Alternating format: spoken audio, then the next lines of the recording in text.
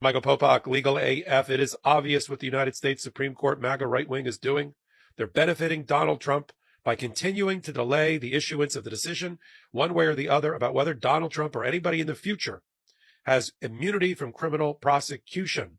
What am I talking about? It was 114 days ago that we had the oral argument before the United States Supreme Court on full briefing as to whether a person who was a president at the time who tries to cling to power and commits acts outside of his presidential authority and office can be indicted and tried for crimes. Yes or no? We heard the oral argument. We know that there is a group on the right-wing Supreme Court that is going to find some of Donald Trump's actions, which culminated in the Jan 6 insurrection and beyond, to be immune from prosecution, and other acts that he's committed not immune.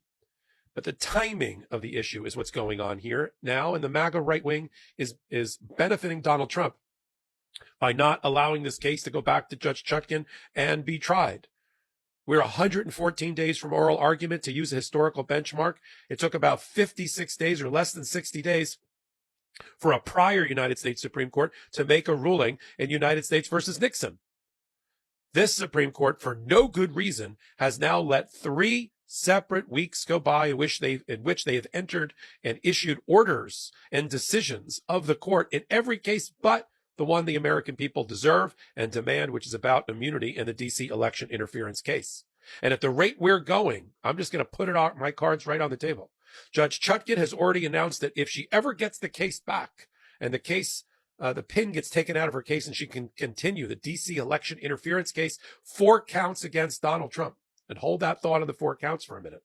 She will give the defense 90 additional days for when she gets it back to prepare the case. That's how long she calculated. The case was left to be prepared at the time the immunity stopped the case in its tracks. So she's going to add plus 90. Because we just passed yet another week, and it looks like the earliest this decision is going to come out is June 28th, if not the following week in July. What does that mean? Well, let's just use July as the benchmark. July 1 is the benchmark. And even if the judge got the case back and there were certain aspects of the indictment that survived this immunity ruling by the United States Supreme Court, let's say she calls everybody back into court by mid-July, August, September, October. We're now in mid-October. I know we all think about every presidential election, there's an October surprise, something that either candidate has to deal with in terms of some sort of eruption or scandal or event. Yes, I understand that, but a trial in October leading into a November election is likely not to happen and certainly won't be completed before the November election. So people will go to the polls only knowing that Donald Trump was convicted of 34 felony counts of fraud in furtherance of another crime in New York. And they don't have the benefit of knowing whether he also committed a crime related to the last time he refused to transition power to Joe Biden.